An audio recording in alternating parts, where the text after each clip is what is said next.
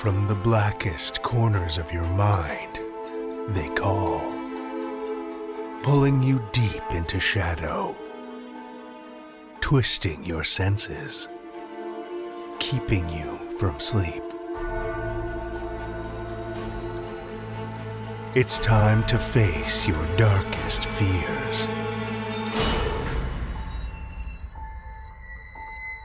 This is Tales to Terrify.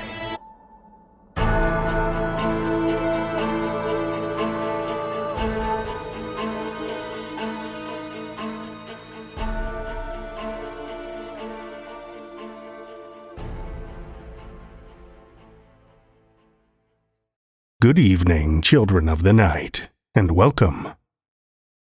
Well, that most malevolent month is nearly upon us.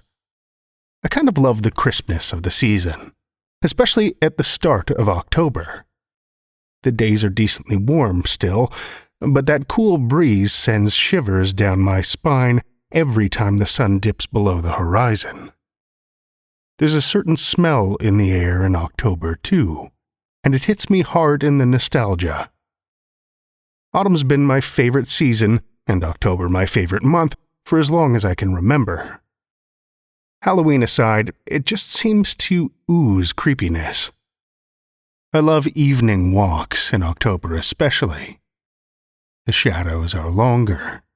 Empty buildings seem a little more occupied. The sound of rustling leaves on the breeze muffles, is that footsteps? Until you stop and listen, and they're gone. This is also the time of year I notice I feel the most inspired. It puts me in a reading, writing, and listening kind of mood. It also puts me in a mood for seeking out dark and mysterious artworks. And I've been doing a little of just that.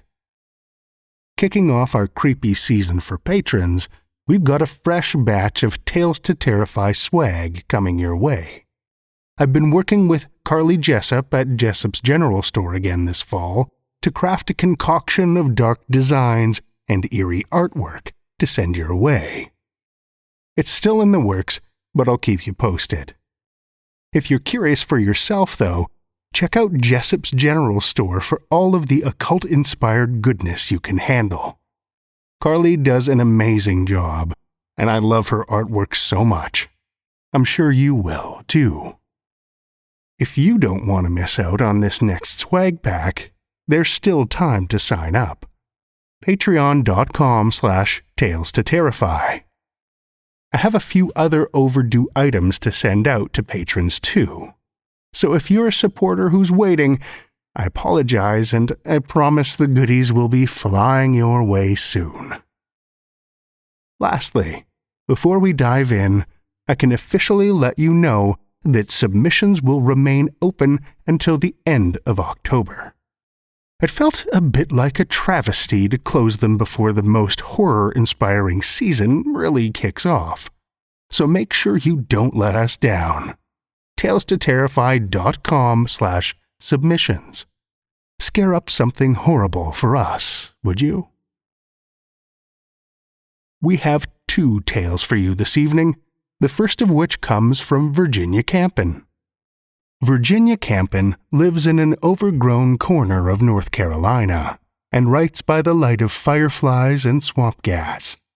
Her fiction has appeared in venues including Metamorphosis, Analog, and Daily Science Fiction. This is her first visit to Tales to Terrify. Children of the night, join me for Virginia Campen's Mandible Temporalis, a Tales to Terrify original.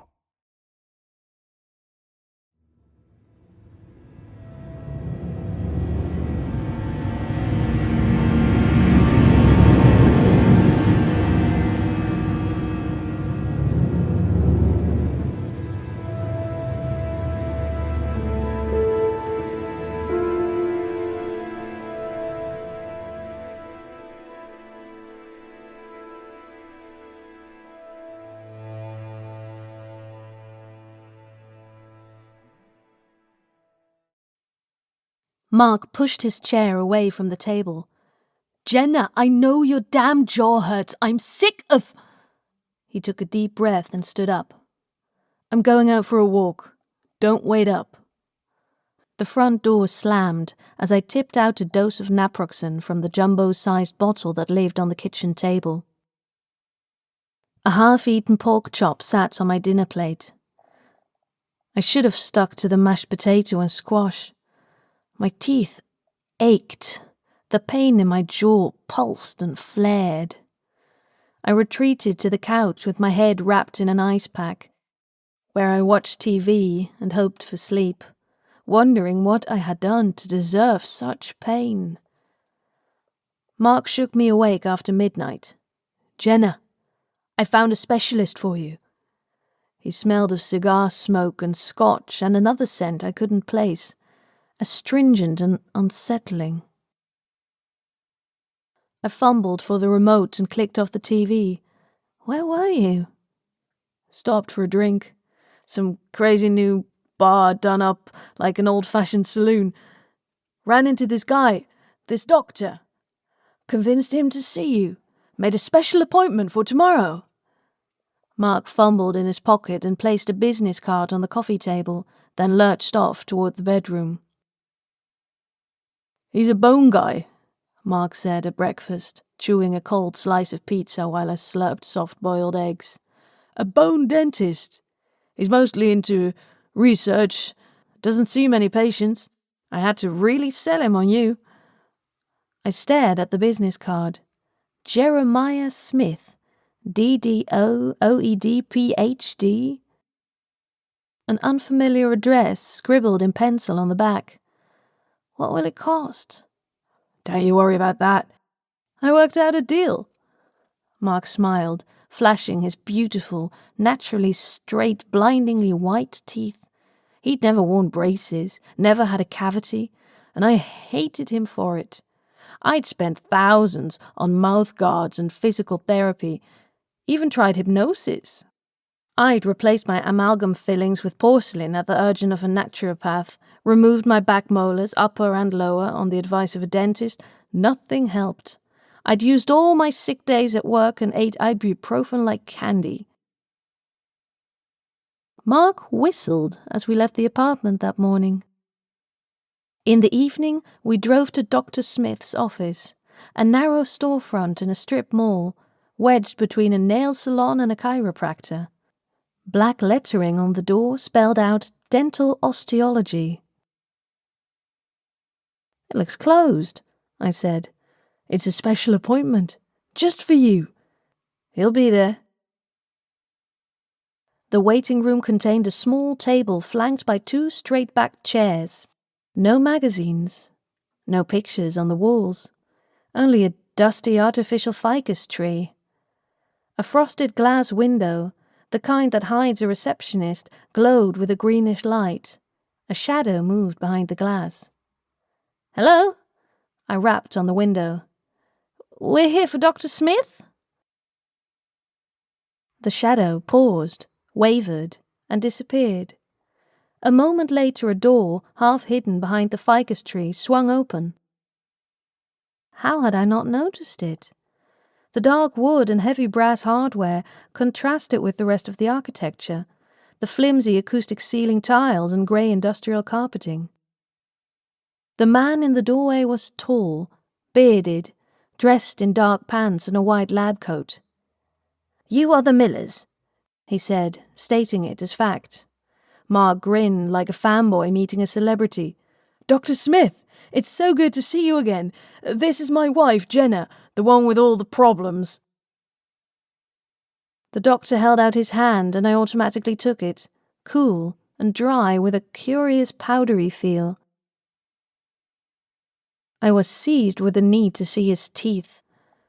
Can't trust a dentist with bad teeth. Smith stepped aside and gestured, inviting me into an office vastly out of proportion to typical strip mall dimensions. It smelled of pipe tobacco and cinnamon. Wall sconces cast a gentle light over built-in bookcases that held leather-bound books, porcelain bowls, bottles of vari-coloured glass, and jawbones. Jawbones of animals, from tiny rodents to long-snouted predators and assorted primates. Disarticulated grins like Alice's Cheshire cat. I suppressed a giggle. There was so much to look at, such a jumble. I couldn't focus on any single item. Everything appeared fuzzy around the edges, haloed by the soft yellow light. Smith placed his hand on the small of my back and guided me past a massive desk and out a second door, into a narrow beige hallway. The buzz of fluorescent lighting, the smell of antiseptic, was like an unwelcome slap in the face.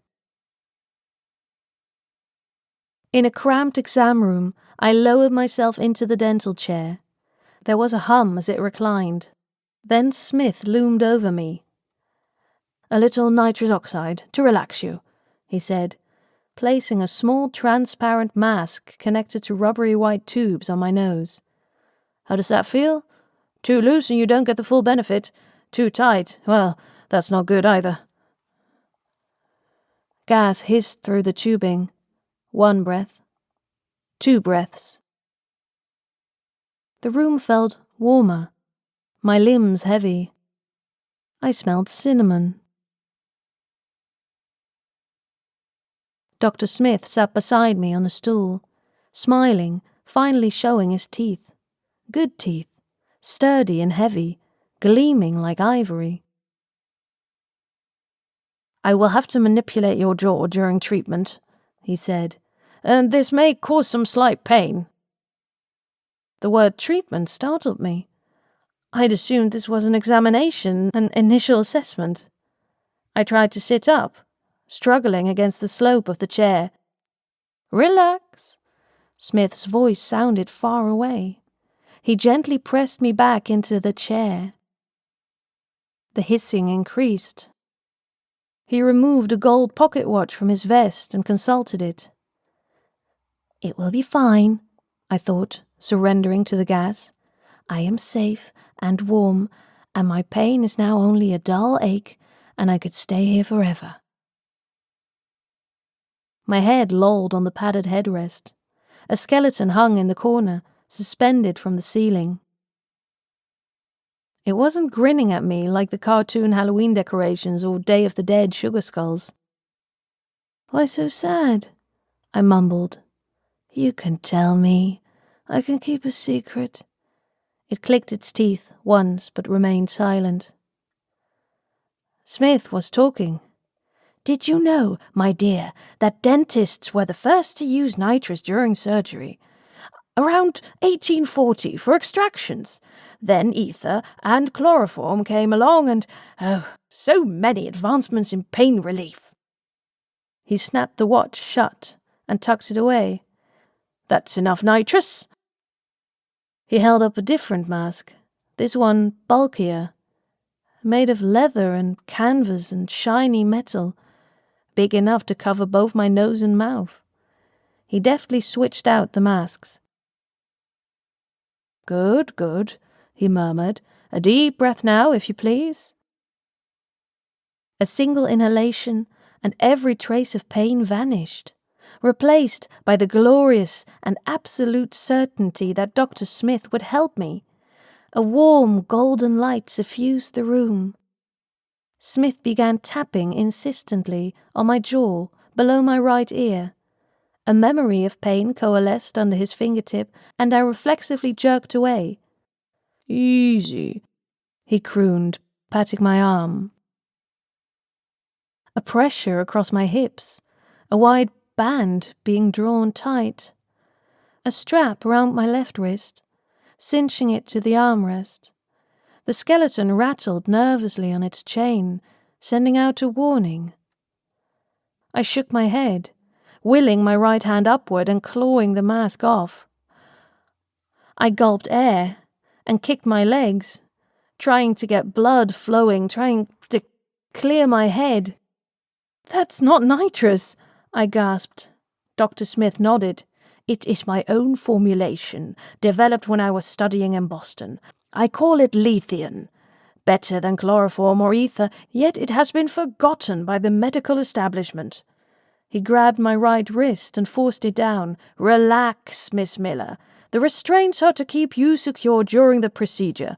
You will feel almost nothing." He pulled a rolling metal tray to his side. A large hypodermic syringe made of steel and glass rested in the center, surrounded by scalpels and pliers, clamps and curved needles, large shears and delicate scissors. "In the morning you will wake up and remember little of this night," Smith said. "It is a surprisingly simple procedure. Detach the masseter and medial pterygoid muscles from the ramus." He tapped here and there on my face. "Disarticulate the condyles, mobilize the mandible, resect the muscles." In the corner, the skeleton shivered. "In other words, remove your lower jaw," it said. I laughed, a single bark of disbelief. Smith patted my hand. "Rest assured, I'll close the wound in a manner that provides a semblance of a face." He was serious. "Quite serious," the skeleton agreed. I began panting, frantic to expel the last traces of Smith's gas. My tongue felt thick and rubbery. You can't. We'll go to the police. Mark is a witness. They'll find you." "Oh, I doubt that. They never have. Not in all the years I've been travelling." He spoke calmly, focused on trying to roll up the tight-fitting sleeve of my shirt. "We struck a deal, your husband and me. My payment will start him on his new life in Costa Rica. Or perhaps it was Belize. I have no interest in such sordid escapades." He sighed and selected a scalpel from the tray, using it to slice my shirt sleeve from shoulder to wrist. Then he raised the syringe, the needle tipped with a quivering drop of liquid. "Wait," I croaked. "You don't want my jaw." He leaned forward, lips brushing my ear. "Of course I do," he purred. "The mandible is the most beautiful of human bones, a curve of ivory bejeweled with teeth like a royal coronet." "No," I repeated more forcefully, "you don't want my jaw. My teeth, my back molars, they're gone. I have lots of fillings." Smith narrowed his eyes, as if expecting a trick. I opened my mouth as wide as possible and he peered inside, then recoiled with disgust, dropping the syringe to the floor. "Your husband," he spit out the words, "your husband assured me your teeth were pristine, said the pain was all in your head." He clenched his fists and worked his fingers, a child denied candy from a jar just out of reach. "My husband is a liar and a cheat." I chose my next words carefully. "He cannot understand my pain. His teeth are perfect. Pristine." Dr. Smith pursed his lips and gazed at the skeleton. His fists relaxed. "I don't care if I ever see Mark again," I continued. "He has no real friends. His family rarely calls. If he sent a text to me tonight about needing space, if a bus ticket to New York showed up on his credit card and he disappeared, well, no one would worry. Not for a long while." Smith smoothed the lapels of his white coat. "He is a scoundrel," he declared, and bent to pick up the hypodermic. When he left the room, I thrashed and pulled, managing to wrench my right arm free of the restraint. Smith returned as I scrabbled at the buckles on my left. "Be still," he commanded, placing Mark's wallet, key fob, and cell phone in my lap. He took a step back and waited until I met his eyes. "Do we have an understanding?" When I nodded, he held up one more item, a silver money clip holding a stack of bills, the paper glowing a curious shade of orange. "I am an honourable man. I always pay for my specimens. The amount I promised Mr. Miller is yours now." Mark is gone. So is Smith's office. At the strip mall, nothing separates the nail salon from the chiropractor. The money remains. The only proof I have. Those funny-coloured bills are United States gold certificates from the late 1800s, first printed in dark yellow ink, now aged to a rich orange. No longer legal tender, but desired by collectors who pay 100 times, 1,000 times the face value. I sell a few every month. I still have the pain. Still spend nights on the couch, my face buttressed by ice packs or wrapped in heating pads. It feels like penance now, rather than punishment. And every day, it hurts a little less.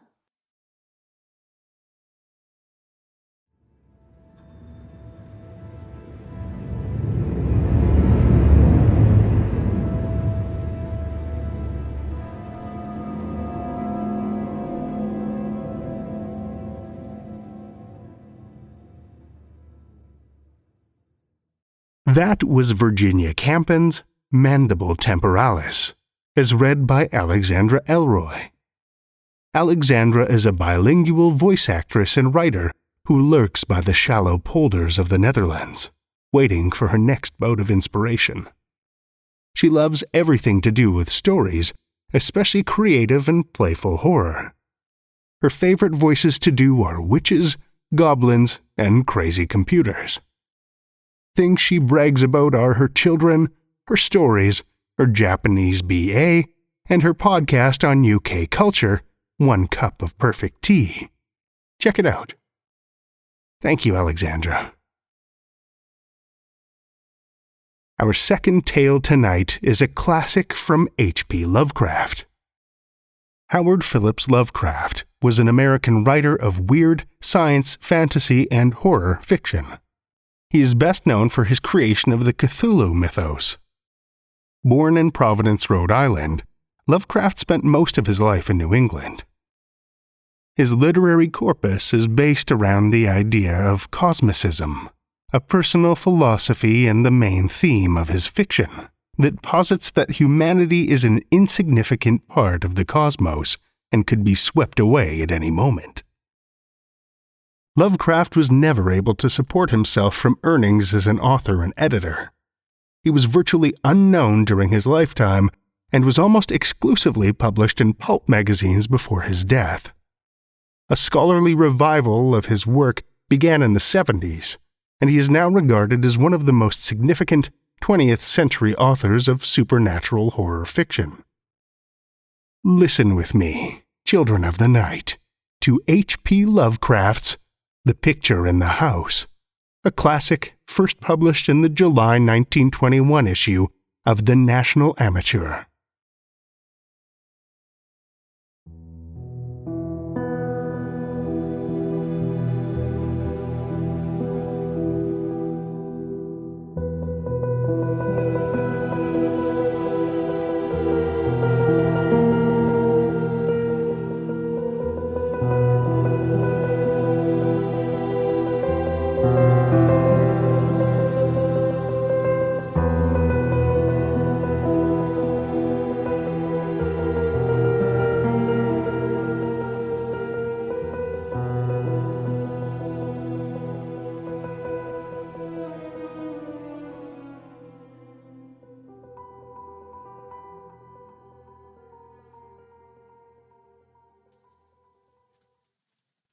Searchers after horror haunt strange far places.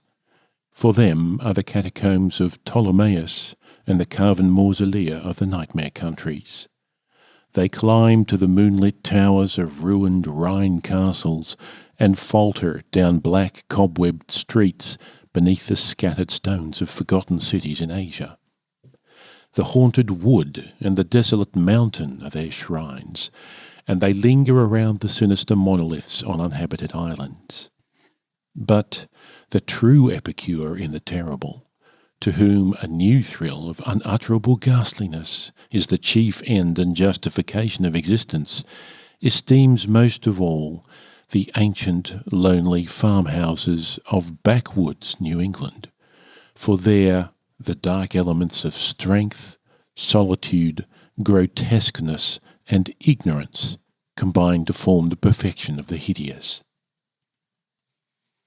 Most horrible of all sights are the little unpainted wooden houses remote from travelled ways, usually squatted upon some damp grassy slope or leaning against some gigantic outcropping of rock. 200 years and more they have leaned or squatted there, while the vines have crawled and the trees have swelled and spread. They're almost hidden now in lawless luxuriances of green and guardian shrouds of shadow. But the small paned windows still stare shockingly, as if blinking through a lethal stupor which wards off madness by dulling the memory of unutterable things. In such houses have dwelt generations of strange people whose like the world has never seen. Seized with a gloomy and fanatical belief which exiled them from their kind, their ancestors soared to the wilderness for freedom. There, the scions of a conquering race indeed flourished free from the restrictions for their fellows, but cowered in an appalling slavery to the dismal phantasms of their own mind. Divorced from the enlightenment of civilization, the strength of these Puritans turned into singular channels, and in their isolation, morbid self-repression, and struggle for life with relentless nature, there came to them dark, furtive traits from the prehistoric depths of their cold northern heritage. By necessity practical, and by philosophy stern, these folk were not beautiful in their sins. Erring as all mortals must, they were forced by their rigid code to seek concealment above all else, so that they came to use less and less taste in what they concealed. Only the silent, sleepy, staring houses in the backwoods can tell all that has lain hidden since the early days, and they are not communicative, being loath to shake off the drowsiness which helps them forget. Sometimes one feels that it would be merciful to tear down these houses, for they must often dream. It was to a time-battered edifice of this description that I was driven one afternoon in November 1896 by a rain of such chilling copiousness that any shelter was preferable to exposure. I had been travelling for some time amongst the people of the Miskatonic Valley in quest of certain genealogical data, and from the remote, devious and problematical nature of my course had deemed it convenient to employ a bicycle despite the lateness of the season. Now I found myself upon an apparently abandoned road which I had chosen as the shortest cut to Arkham. Overtaken by the storm at a point far from any town, and confronted with no refuge save the antique and repellent wooden building which blinked with bleared windows from between two leafless elms near the foot of a rocky hill. Distant though it was from the remnant of a road, the house nonetheless impressed me unfavourably the very moment I espied it. Honest, wholesome structures do not stare at travellers so slyly and hauntingly, and in my genealogical researches I had encountered legends of a century before which biased me against places of this kind. Yet the force of the elements was such as to overcome my scruples, and I did not hesitate to wheel my machine up the weedy rise to the closed door, which seemed at once so suggestive and secretive. I had somehow taken it for granted that the house was abandoned. Yet as I approached it I was not so sure, for though the walks were indeed overgrown with weeds, they seemed to retain their nature a little too well to argue against complete desertion. Therefore, instead of trying the door, I knocked, feeling as I did so a trepidation I could scarcely explain. As I waited on the rough, mossy rock which served as a doorstep, I glanced at the neighbouring windows and the panes of the transom above me, and noticed that although old, rattling and almost opaque with dirt, they were not broken. The building then must still be inhabited, despite its isolation and general neglect. However, my rapping evoked no response, so after repeating the summons, I tried the rusty latch and found the door unfastened. Inside was a little vestibule with walls from which the plaster was falling, and through the doorway came a faint but peculiarly hateful odour. I entered carrying my bicycle and closed the door behind me. Ahead rose a narrow staircase, flanked by a small door probably leading to the cellar, while to the left and right were closed doors leading to rooms on the ground floor.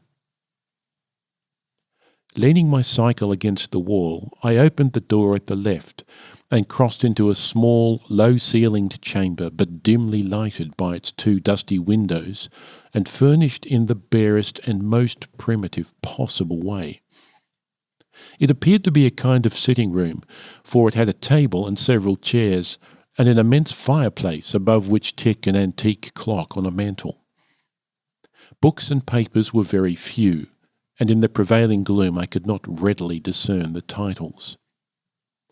What interested me was the uniform air of archaism as displayed in every visible detail. Most of the houses in this region I had found rich in relics of the past, but here the antiquity was curiously complete, for in all the room I could not discover a single article of definitely post-revolutionary date. Had the furnishings been less humble, the place would have been a collector's paradise. As I surveyed this quaint apartment, I felt an increase in that aversion first excited by the bleak exterior of the house. Just what it was that I feared or loathed I could by no means define, but something in the whole atmosphere seemed redolent of unhallowed age, of unpleasant crudeness, and of secrets which should be forgotten. I felt disinclined to sit down, and wandered about examining the various articles which I had noticed. The first object of my curiosity was a book of medium size lying upon the table and presenting such an antediluvian aspect that I marvelled at beholding it outside a museum or library. It was bound in leather with metal fittings and was in an excellent state of preservation, being altogether an unusual sort of volume to encounter in an abode so lowly. When I opened it to the title page, my wonder grew even greater, for it proved to be nothing less rare than Pigafetta's account of the Congo region, written in Latin from the notes of the sailor Lopez and printed at Frankfurt in 1598. I had often heard of this work, with its curious illustrations by the brothers de Bry, hence for a moment forgot my uneasiness in my desire to turn the pages before me. The engravings were indeed interesting, drawn wholly from imagination and careless descriptions, and represented Negroes with white skins and Caucasian features. Nor would I have soon closed the book had not an exceedingly trivial circumstance upset my tired nerves and revived my sensation of disquiet. What annoyed me was merely the persistent way in which the volume tended to fall open of itself at plate 12, which represented in gruesome detail a butcher's shop of the cannibal Anziques. I experienced some shame at my susceptibility to so slight a thing, but the drawing nevertheless disturbed me, especially in connection with some adjacent passages descriptive of Anzique gastronomy. I had turned to a neighbouring shelf and was examining its meagre literary contents, an 18th century Bible, a Pilgrim's Progress of like period, illustrated with grotesque woodcuts and printed by the almanac maker Isaiah Thomas, the rotting bulk of Cotton Mather's Magnalia Christi Americana, and a few other books of evidently equal age, when my attention was aroused by the unmistakable sound of walking in the room overhead. At first astonished and startled, considering the lack of response to my recent knocking at the door, I immediately afterward concluded that the walker had just awakened from a sound sleep, and listened with less surprise as the footsteps sounded on the creaking stairs. The tread was heavy, yet seemed to contain a curious quality of cautiousness, a quality which I disliked the more because the tread was heavy. When I entered the room, I had shut the door behind me.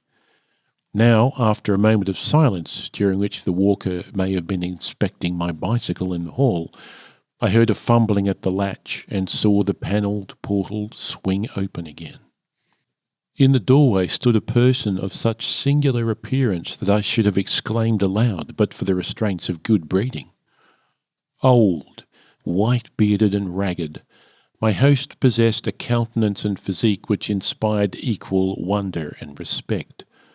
His height could not have been less than 6 feet, and despite a general air of age and poverty, he was stout and powerful in proportion. His face, almost hidden by a long beard which grew high on the cheeks, seemed abnormally ruddy, and less wrinkled than one might expect, while over a high forehead fell a shock of white hair little thinned by the years. His blue eyes, though a trifle bloodshot, seemed inexplicably keen and burning. But for his horrible unkemptness, the man would have been as distinguished-looking as he was impressive. This unkemptness, however, made him offensive, despite his face and figure. Of what his clothing consisted I could hardly tell, for it seemed to me no more than a mass of tatters surmounting a pair of high, heavy boots, and his lack of cleanliness surpassed description. The appearance of this man and the instinctive fear he inspired prepared me for something like enmity, so that I almost shuddered through surprise and a sense of uncanny incongruity when he motioned me to a chair and addressed me in a thin, weak voice full of fawning respect and ingratiating hospitality.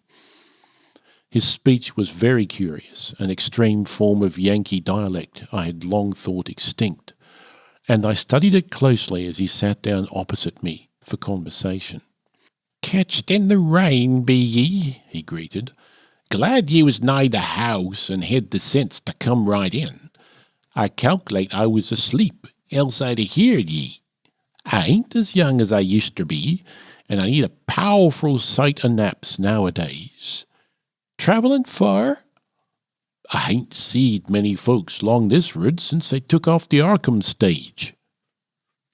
I replied that I was going to Arkham and apologized for my rude entry into his domicile, whereupon he continued, "Glad to see ye, young sir. New faces is scarce around here, and I ain't got much to cheer me up these days. Guess you hail from Boston, don't ye? I never been there, but I can tell a town man when I see him. We had one for district schoolmaster in '84, but he quit suddent, and no one never heard on him since." Here the old man lapsed into a kind of chuckle and made no explanation when I questioned him. He seemed to be in an aboundingly good humour, yet to possess those eccentricities which one might guess from his grooming. For some time he rambled on with an almost feverish geniality, when it struck me to ask him how he came by so rare a book as Pigafetta's Regnum Congo. The effect of this volume had not left me, and I felt a certain hesitancy in speaking of it. But curiosity overmastered all the vague fears which had steadily accumulated since my first glimpse of the house. To my relief, the question did not seem an awkward one, for the old man answered freely and volubly. "Oh, that Africky book. Captain Ebenezer Holt traded me that in '68. Him as was kilt in the war." Something about the name of Ebenezer Holt caused me to look up sharply. I had encountered it in my genealogical work, but not in any records since the Revolution. I wondered if my host could help me in the task at which I was labouring, and resolved to ask him about it later on. He continued, "Ebenezer was on a Salem merchantman for years and picked up a sight of queer stuff in every port. He got this in London, I guess. He used to like to buy things at the shops. I was up to his house once on the hill, trading hosses, when I see this book. I relished the pictures, so he gave it on a swap. 'Tis a queer book. Here, leave me get on my spectacles." The old man fumbled among his rags, producing a pair of dirty and amazingly antique glasses with small octagonal lenses and steel bows. Donning these, he reached for the volume on the table and turned the pages lovingly. "Ebenezer could read a little of this. 'Tis Latin, but I can't. I had 2 or 3 schoolmasters read me a bit, and Passon Clark, him they say got drowned in the pond. Can you make anything out in it?" I told him that I could, and translated for his benefit a paragraph near the beginning. If I erred, he was not scholar enough to correct me, for he seemed childishly pleased at my English version. His proximity was becoming rather obnoxious, yet I saw no way to escape without offending him. I was amused at the childish fondness of this ignorant old man for the pictures in a book he could not read, and wondered how much better he could read the few books in English which adorned the room. This revelation of simplicity removed much of the ill-defined apprehension I had felt, and I smiled as my host rambled on. "Queer how pictures can set a body thinking. Take this in here near the front. Have you ever seen trees like that, with big leaves a-flopping over and down? And them men, they can't be niggers, they do beat all. Kinder like Injuns, I guess, even if they be in Afriky. Some of these here critters looks like monkeys, or half monkeys and half men, but I never heard of nothing like this'n." Here he pointed to a fabulous creature of the artist, which one might describe as a sort of dragon with the head of an alligator.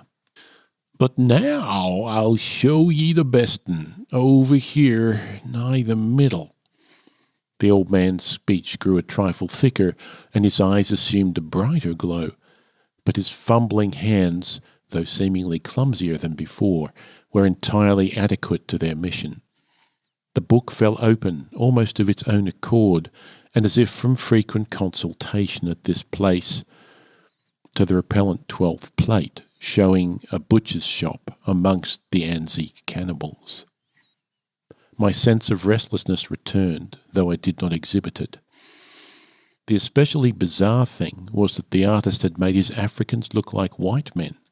The limbs and quarters hanging about the walls of the shop were ghastly, while the butcher with his axe was hideously incongruous. But my host seemed to relish the view as much as I disliked it.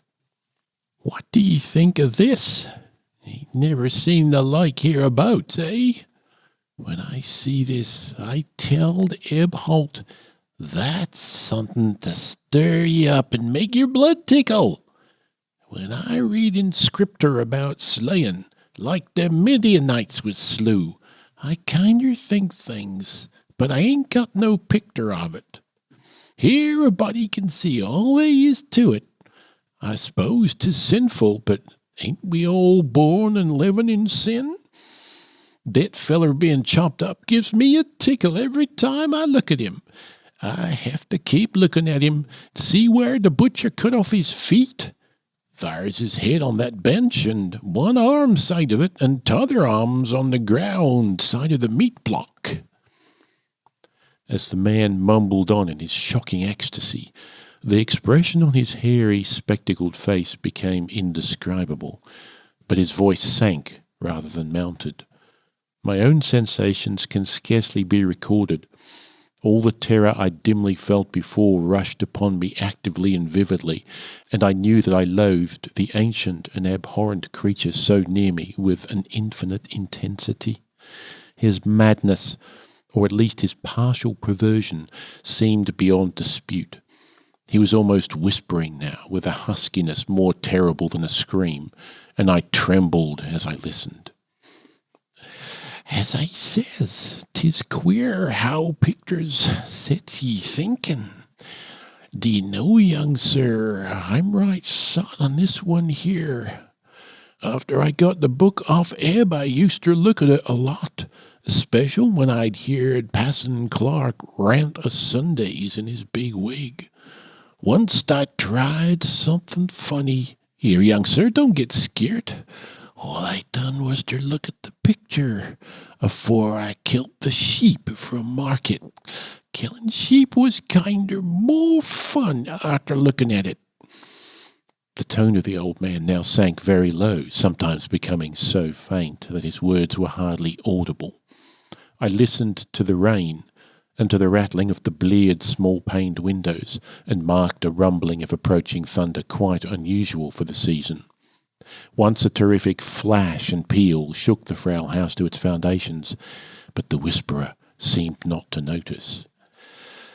Killing sheep was kind of more fun, but do you know, 'twasn't quite satisfying. Queer how a craving gets a holt on ye. As ye love the Almighty, young man, don't tell nobody, but I swear to God, that picture began to make me hungry for victuals I couldn't raise nor buy. Here, sit still, what's ailing ye? I didn't do nothing, only I wondered how 'twould be if I did. They say meat makes blood and flesh and gives ye new life, so I wondered if 'twouldn't make a man live longer and longer if 'twas more the same. But the whisperer never continued. The interruption was not produced by my fright, nor by the rapidly increasing storm amidst whose fury I was presently to open my eyes on a smoky solitude of blackened ruins. It was produced by a very simple, though somewhat unusual happening. The open book lay flat between us, with the picture staring repulsively upward. As the old man whispered the words, "More the same," a tiny splattering impact was heard, and something showed on the yellow paper of the upturned volume. I thought of the rain and of a leaky roof, but rain is not red. On the butcher's shop of the Anzi cannibals, a small red spattering glistened picturesquely, lending vividness to the horror of the engraving. The old man saw it and stopped whispering even before my expression of horror made it necessary, saw it and glanced quickly toward the floor of the room he had left an hour before.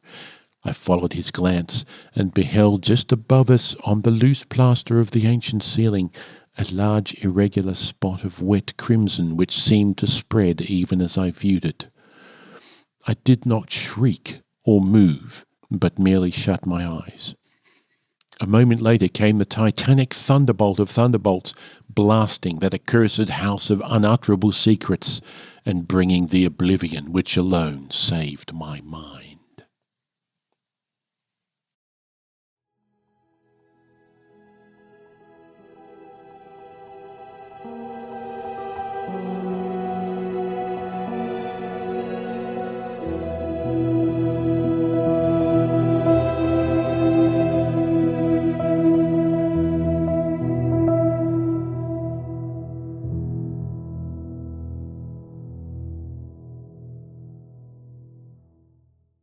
That was H.P. Lovecraft's The Picture in the House, as read by Graeme Dunlop.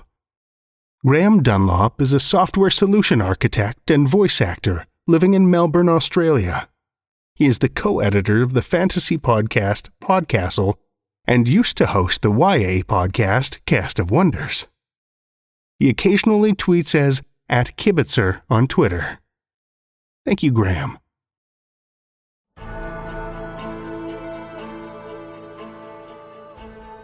Well, children of the night, the hour is late, and we've run out of tales to tell. For now. Tales to Terrify is made possible by the tremendous generosity of our supporters on Patreon and PayPal. Incredible fans like Kathy Robinson and Amanda Gottfried, whose generous support helps keep the lights on and flickering ominously. Not a supporter already? head over to patreon.com/Tales to Terrify, where you'll find all kinds of perks like ad-free and extended episodes, bonus content, and one-of-a-kind collectibles and merch packs. Every dollar goes back into this show to make it as horrific as possible, and we appreciate it so much. Want another way to support the show that doesn't cost a cent? Head over to Stitcher, Podchaser, or Apple Podcasts and leave us a 5-star review. You'll not only put an unnaturally wide smile on our faces, but help new listeners discover our terrifying tales too. Now you can share your love of the show out in the world with some Tales to Terrify merch. TalesToTerrify.com/merch will take you to our TeePublic store, where we've got a great collection of creepy custom and curated designs that's always growing, so check back often. Tales to Terrify is produced by Seth Williams, Meredith Morgenstern, Andrew Gibson, and myself, Drew Sebastini, with original theme by Nebulous Entertainment. Tales to Terrify is distributed under a Creative Commons Attribution, Non-Commercial, No Derivatives license. Join us again next week as we dust off the ancient tomes for more Tales to Terrify.